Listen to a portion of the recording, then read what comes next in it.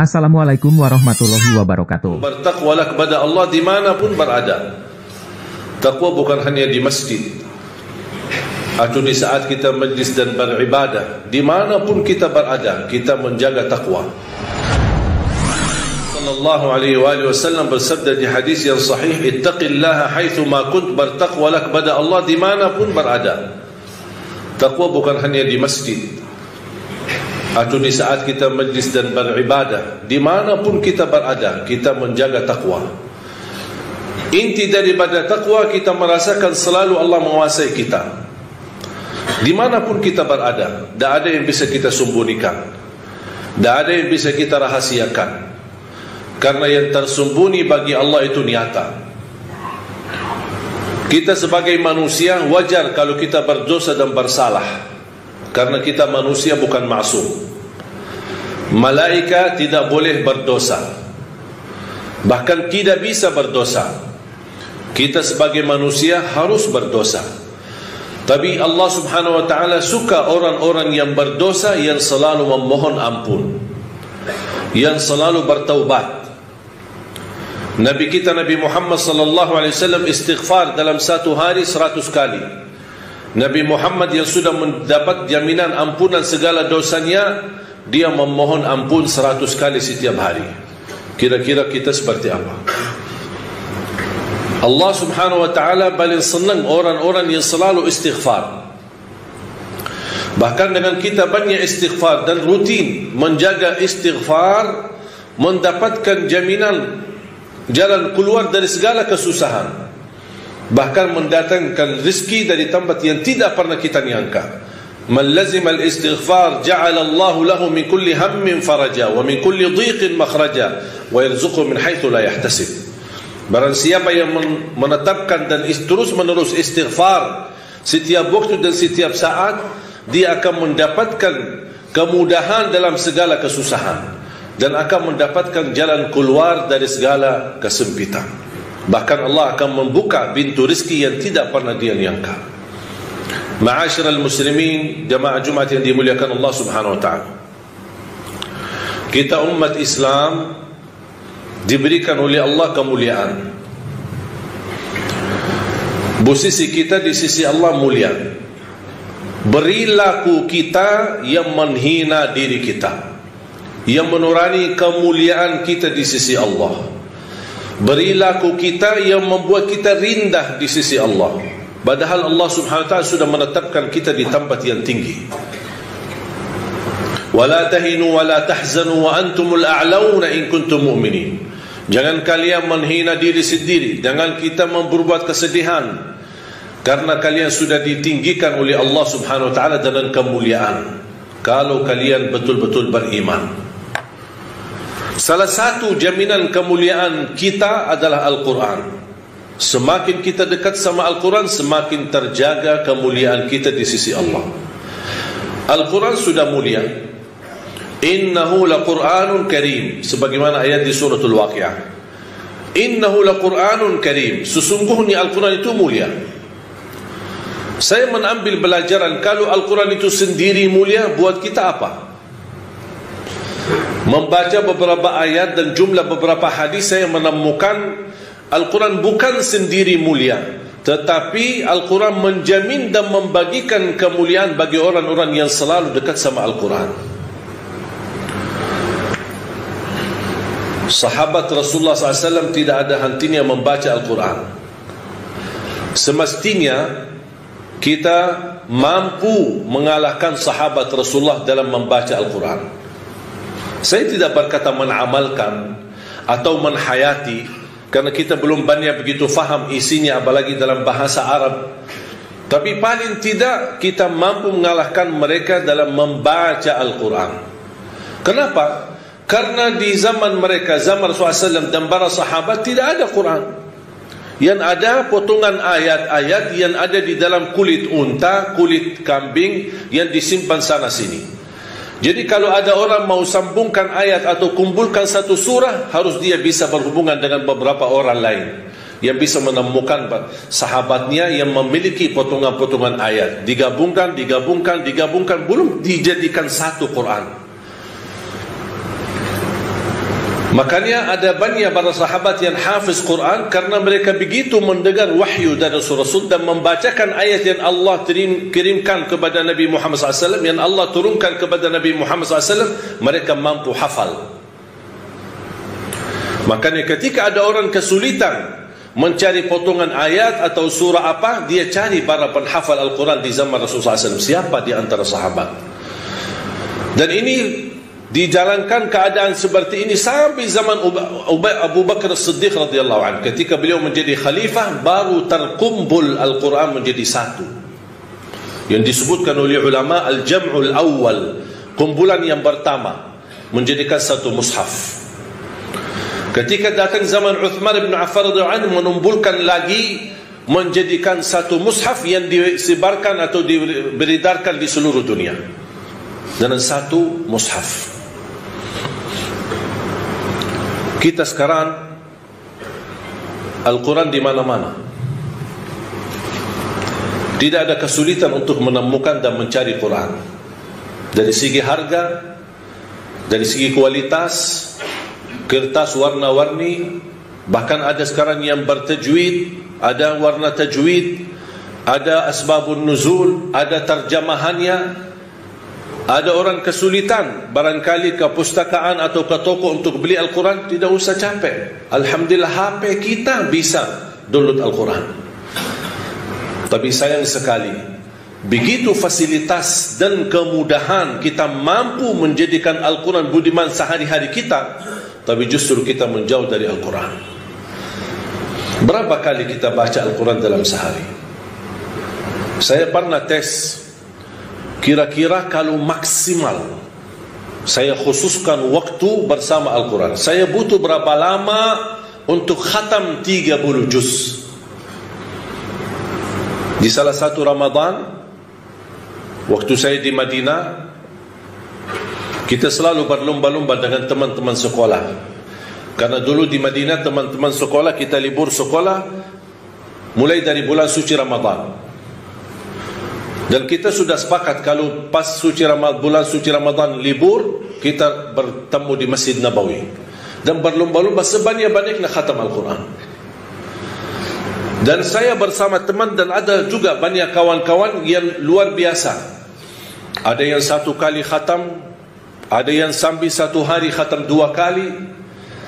Saya ketika tes butuh berapa lama untuk khatam 30 juz, saya mulai membaca Al-Quran, habis subuh sampai zuhur, saya pakai alarm, kemudian saya stop, zuhur, habis salat zuhur lanjut lagi, on timernya, sampai asar, off timer, habis asar, on timer lagi.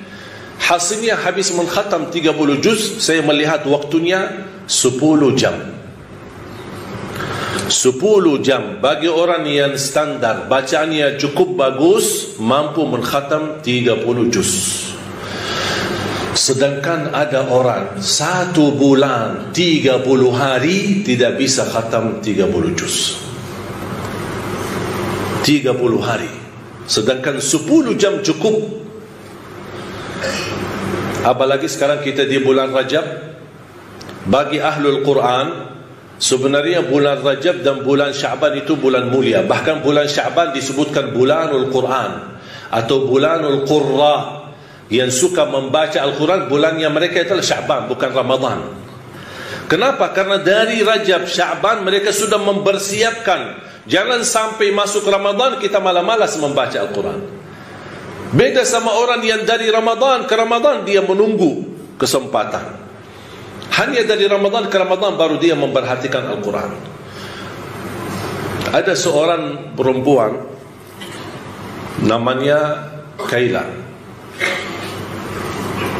Mungkin jamaah sekalian yang biasa nonton acara Hafiz Indonesia, seorang buta perempuan, usianya 7 tahun. Saya tanya, Kaila berapa banyak membaca Al-Quran dalam seharinya? Dia jawab 5 sampai 7 juz. Saya berkata, kebanyakan banget, banyak sekali. Tak capek? Kasihan kamu. Apalagi mohon maaf kamu buta. Kalau kamu tak baca Al-Quran, saya yakin Allah pasti maafkan, karena kamu diuji dengan buta mata. Apa dia jawab? Dia berkata, saya malu sama Allah menjadikan buta saya alasan tidak membaca Al-Quran. Ini anak usia 7 tahun. Kira-kira alasan kita apa? Padahal kemuliaan yang kita dapat dari Al-Quran itu luar biasa. Sayang sekali kalau kita sudah memiliki di tengah kita kitab yang termulia, kitab yang tersuci, kitab yang teragung, tidak ada keraguan di dalamnya. Alif Lam Mim, dzalikal kitabu la raiba fihi hudan lil muttaqin. Dan membaca Al-Quran walaupun tidak mengerti isinya, tidak memahami maknanya, tidak apa-apa, tetap dapat setiap satu huruf 10 kebaikan. Jadi kalau jamaah sekalian membaca, tak faham sama sekali, hanya baca saja, tetap mendapatkan setiap satu huruf 10 kebaikan. Alif Lam Mim bukan satu huruf, alif satu huruf, lam satu huruf, mim satu huruf. Satu huruf satu kebaikan dilipatkan 10 kali lipat menjadi 10 kebaikan. Rugi kita diberikan kesempatan yang mulia seperti ini. Mana ada amal atau bacaan sebuah kitab atau apa saja kita hadis pun belum tentu dapat 10 kebaikan. Hanya Al-Quran satu huruf, bukan saat satu kali baca dapat 10 kali lipat, dia menghitungkan berhurufnya, kita mendapatkan 10 kali lipat. Sayang sekali jamaah sekalian berhari-hari lewat tidak baca Al-Quran, sedangkan fasilitas dan kemudahan ada di tangan kita. Tak bisa baca Al-Quran karena alasannya masih buta huruf atau berbata-bata. Jangan khawatir, ada berita gembira di hadis yang diriwayatkan Imam Muslim. Rasulullah SAW bersabda, "Walladhi yaqra'ul Qur'ana wa yatata'ta'u fihi wa huwa 'alaihi syaq lahu ajran." Barang siapa yang membaca Al-Quran dan dia mendapatkan kesusahan sambil berbata-bata dalam bacaannya, apa dapatnya? Apakah dosa karena berbata-bata? Kesulitan dalam membaca, apakah itu dosa? Kata Rasulullah SAW, tidak, itu 2 pahala. Falahu ajran, 1 pahala karena dia mau membaca, 1 lagi karena kesusahan dan kesulitan yang dia hadapi saat membaca. Mohon maaf, tidak bisa baca sama sekali, alhamdulillah masih bisa simak, dengar. Sambil naik motor, sambil kita menjalani tugas di kantor, atau kita kemana saja pergi, alhamdulillah sekarang fasilitas mudah. Dengan HP kita bisa kita dengar murattal, sambil kita khatam 30 juz walaupun tidak mengerti isinya, mendapatkan keberkahan. 1 ayat kalau kita jaga setiap habis salat fardu dan ketika mau tidur, sebagaimana bersabda Rasulullah SAW, "Man qara'a ayat al-kursi dubura kulli salatin laysa bainahu wa bainal jannati illa yamut." Barang siapa yang membaca ayat kursi setiap habis salat fardu, dijamin menjadi ahli surga. Cuba 1 ayat saja menjaminkan kita masuk surga. Kira-kira gimana 30 juz Al-Quran? Dan selalu saya sampaikan kepada jemaah, kalau seandainya buru-buru, lagi ada rapat, ada meeting, ada urusan mendadak, tak bisa berlama-lama di masjid, tak apa-apa, habis istighfar langsung baca ayat Al-Kursi, terus habis itu jalan. Terus gimana subhanallah walhamdulillah dan zikir-zikir yang lain, tak apa-apa, sambil jalan pulang bisa kita jalankan zikir itu. Asal jangan tinggalkan ayat kursi setiap habis salat, karena itu jaminan mendapatkan surga Allah Subhanahu wa ta'ala. Saya harap jemaah sekalian, kita mempersiapkan diri mulai sekarang. Jangan menunggu Ramadan yang datang, karena belum tentu bertemu Ramadan. Tidak ada yang punya jaminan punya umur sampai bulan suci Ramadan. Makanya saya harap, kalau tidak bisa 1 juz dalam 1 hari, minimal mulai harimu baca Al-Quran, tutupi harimu dengan membaca Al-Quran. Tunjukkan perubahan. Kalau anda ingin Allah rubahkan nasib kita, anda ingin Allah merubahkan rizkimu, Allah ingin merubahkan keadaanmu menjadi lebih baik, tunjukkan perubahannya kepada Allah Subhanahu wa ta'ala. Tunjukkan perubahan yang luar biasa, akan dapat anugerah yang luar biasa. Tapi jangan kita menjadi hamba biasa-biasa saja, tapi minta sama Allah yang luar biasa. Itu tidak adil. Oleh kerana itu jamaah sekalian, mari kita minimal mulai harimu baca Quran semampunya. Satu ayat, dua ayat, satu halaman, apa yang anda mampu tunjukkan. Begitu habis subuh, sebelum beraktivitas, sebelum jalan ke kantor atau kemana, kita baca Al-Quran. Begitu pulang, sudah mau tidur, siap-siap, sebelum tidur ambil air wudu dan baca Al-Quran. Habis itu tidur. Semoga di antara kita memulai hari kita baca Quran, tutupi hari kita baca Al-Quran, semoga di antaranya kita mendapatkan keberkahan oleh Allah Subhanahu Wa Taala. Berkah terjamin. Saya belajar dari ibu saya, setiap hari tidak pernah lewat pasti khatam suratul Baqarah. Setiap hari. Karena Rasulullah SAW bersabda, "Alaikum bi suratil Baqarah, fa inna akhdaha barakah wa tarkuha hasrah wa la tastati'uha al-batalah." Ambillah suratul Baqarah, jagalah suratul Baqarah. Barang siapa yang membawa suratul Baqarah, sesungguhnya dia telah membawa keberkahan. Dan barang siapa yang meninggalkan suratul Baqarah, kata Rasulullah SAW, akan menyesal. Kira-kira mau mendapatkan keberkahan atau membawa penyesalan? Kalau kita merasa diri gagal menjadi ahlul Quran atau penghafal Al-Quran, mohon dengan sangat, jangan gagalkan anakmu menjadi penghafal Al-Quran. Saya kagumi dan terkejut ketika melihat anak-anak hafiz Indonesia, rata-rata dari orang tua yang awam, orang tua yang buta huruf, orang tua petani, orang tua yang tidak punya kemampuan.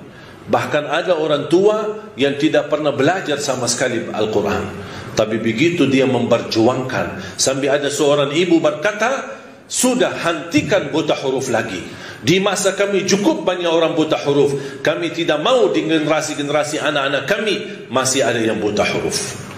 Kalau anda gagal menjadi penghafal Al-Quran, mohon jangan gagalkan anakmu. Kalau itu pun anakmu tidak berhasil menjadi penghafal Al-Quran, jangan gagalkan hartamu untuk mendukung dan membantu program Al-Quran dimanapun. Supaya apa? Datang di hari kiamat kita berkata, ya Allah, mohon maaf, saya tidak bisa menghafal Al-Quran, anakku pun tidak mampu menghafal Al-Quran. Ya Allah, jadikan hartaku, sedekah, zakat, infakku menjadi saksi baik untuk program Al-Quran. Mudah-mudahan kita mendapatkan orang-orang yang menilai atau mendapatkan syafaatnya Al-Quran di hari kiamat. Barakallahu li wa lakum fil Qur'anil azim wa nafa'ni wa iyyakum bima fihi min al-ayati wa dhikril hakim. Aqulu qawli hadha wa astaghfirullah li wa lakum wa li sa'iril muslimin wal muslimat min kulli dhanbin wa khati'ah fastaghfiruhu innahu huwal ghafurur rahim.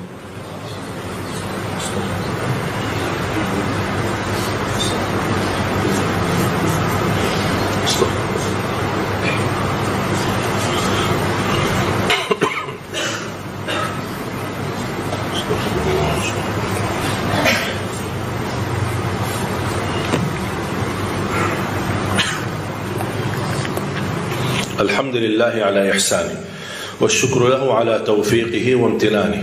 أشهد أن لا إله إلا الله وحده لا شريك له تعظيما لشانه، وأشهد أن محمدا عبده ورسوله الداعي إلى رضوانه، صلوات ربي وسلامه عليه وعلى أصحابه وزوجاته وعلى التابعين ومن تبعهم بإحسان إلى يوم الدين، وعنا معهم بمنك وكرمك يا أرحم الراحمين.